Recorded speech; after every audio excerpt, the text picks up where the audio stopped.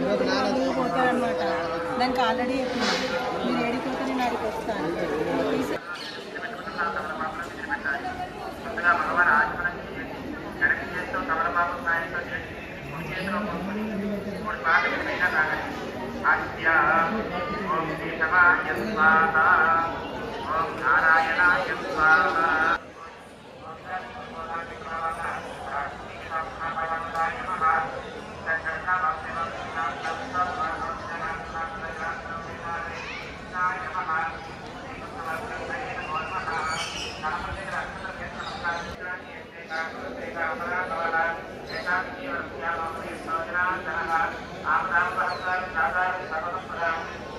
ఇదంతా ఇంకా గుడి బ్యాక్ సైడ్ ఎంట్రన్స్.